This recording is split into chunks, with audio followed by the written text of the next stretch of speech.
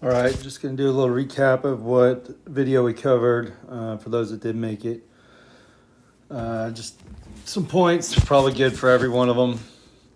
So, as the teams are getting set up, this is Team KC. It's just good to have a little bit closer spacing so they can't actually set up what they're intending to do. They'll always kind of dodge down, pass down, wheel it around.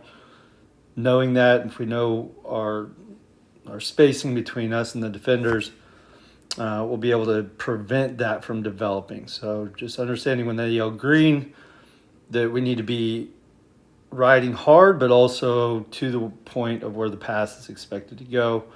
Here's one where we just need to run as fast as we can to the midline and then throw it instead of pass to somebody with their back turned, hoping the other person that's in the area gets it. Of course, just a bad pass. Just need to get the transition a little bit more smooth. But if somebody's running behind us, we need to take that sprinting opportunity to really run it up the field. Wait for somebody to be looking for the pass and then hit them. Here, another good example of putting pressure on the ball. So with Patty and Kruger both chasing, or maybe it's Max. But anyways, if we put pressure out on them, on their hands, we force them to make passes on the outside. Not everybody's perfect at passing. Got some good examples of that later on. But if we force them to the outside, we force them to pass. And if we close the gap of where we know that pass is going to go, we give them less options to dodge as well. So it's good defense by John. They get a shot. It's fine. Shots from the outside, we'll take any day. Little pause here. Here we go. There we go. All right. So in the next one, nothing wrong there, but ground balls, we can't just watch and let them take it. We have to continue to pursue. We have to put two people on it. It wasn't a man down situation. It's really just any ball that goes on the ground, we should be aggressively going after it. This one was an example of when they're too close for a poke check with a long pole, we just need to start riding. Instead of trying to smack them while we're close, we just ride them, push them out to the outside. Not trying to whack them. You try and get to their hands and you try and get to their stick when they're at distance, not when they're close. Here, just sticks in the air. If we had sticks in the air, really attentive to where the ball's going, we want our stick heads in their face so they can't even see where they're trying to pass. So here, get it up a little bit too late. We did get a little piece of it, which deflected, which could have been an opportunity. But if we just get our sticks up a little bit earlier, we'll have more interference in what they're trying to do. Okay. Here's just taking advantage of the space they give you, just running as far as you can up the field until they catch up with you, and then making a pass. Okay. So just taking the space that they give.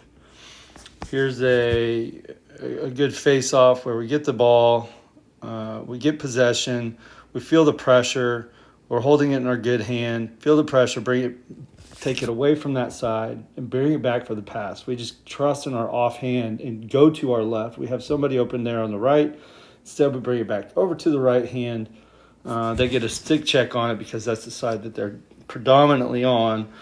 And we get almost a turnover. Hendrick gets a good out here off his back foot, softy pass, just hits the ground when it could have been a nice crisp pass, maybe somebody cutting to the inside. But really just showing when we see somebody's open, let's hit them.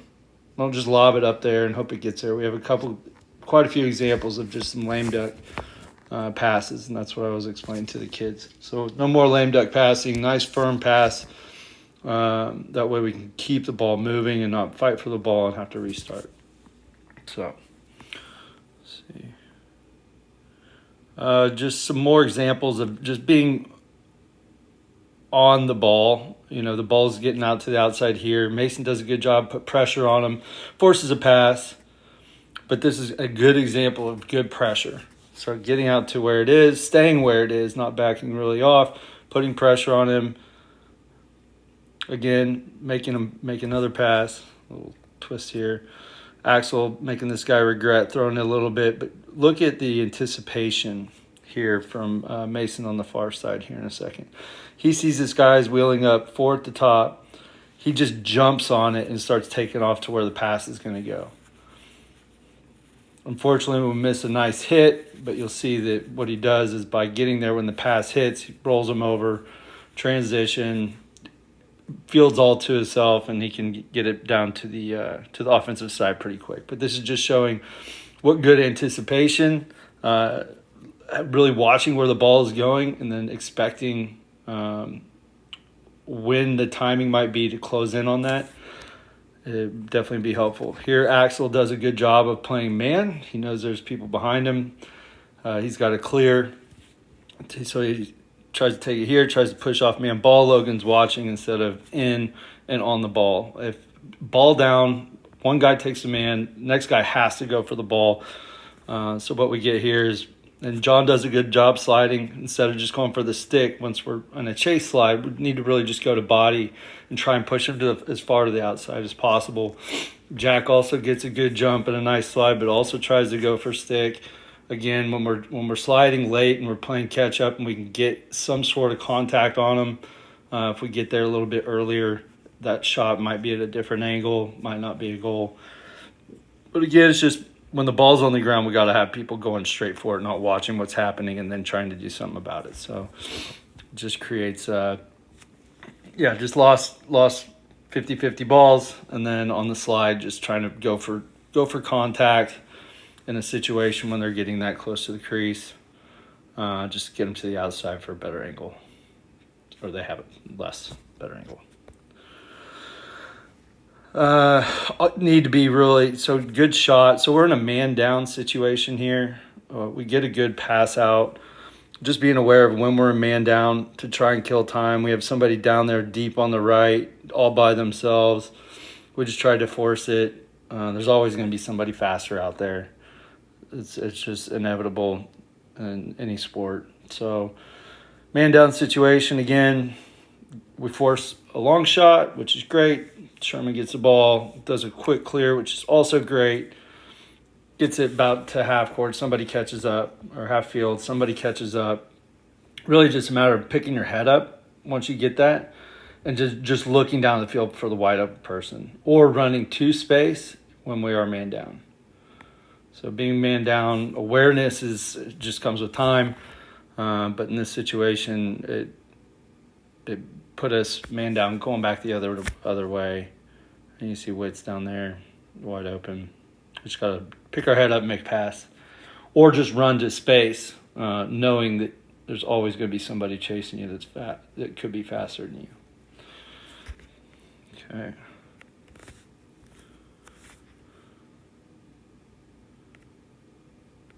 And next scenario, okay, this is that's how they come down and score. Anyways. All right, this next one, just putting pressure on the ball. So here, Caesar should continue to go fight for the ball. The ball's down. He just stops and backs up.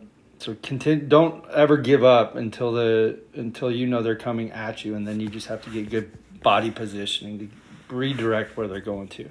Axel did a good job of whacking this dude. He doesn't want to get hit again. Again, not everybody makes perfect passes. So by making him be known that he's there, boom, he doesn't want that. So Axel comes out, puts pressure on him. He doesn't want that to happen again. That hurt. So he's going to turn around, get it around quick, and makes a bad pass. Now, again, we have somebody going out there to put good pressure on the ground ball. If you see it on the far side here, it gets whipped out there. We have somebody out there, another bad pass, another ground ball opportunity that we need to be bolting to and not just watching and waiting and then waiting for them to make a pass.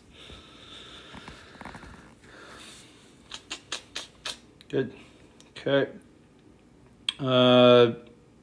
Believe we have a lame duck pass here. Oh, yeah, just wheel around to the offside. We worked on this in practice. We'll keep on working on this. Just having confidence and just wheeling over to your offhand instead of forcing it to the hand that you're just most comfortable with. And then when we're on our back foot, not making the lame duck passes. Okay. We just need to get them in the air, get them in the air firm, and we have a better line of sight and a better track of making that pass. If we can trust the outside hand, basically the stick side where the guy is not.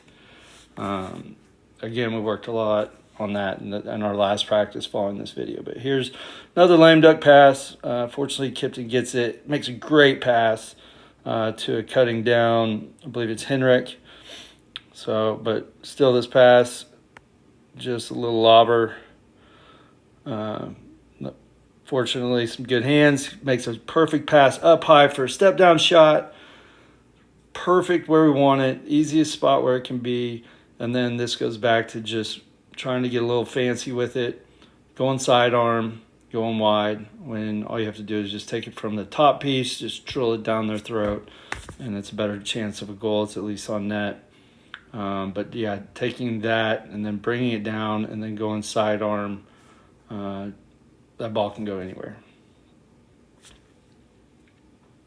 On the rock, Hurst guys helped us with that. It's just more accuracy. Here, just having trust and willing to take shot with both hands. You know, Henrik's not natural lefty, but he practices and works on it enough to where he has confidence in pulling up and shooting, and that's any shot is better than no shot.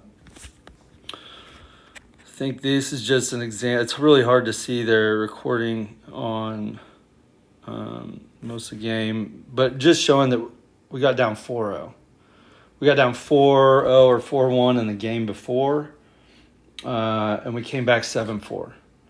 On this one, we got down 4-0 really quick, and we fought back a little bit too late, but we put ourselves in a hole. So really just talking about not starting, not getting out to a poor start and digging ourselves a hole, but really bringing up the intensity at the very beginning so we can not have to fight back through the whole rest of the game.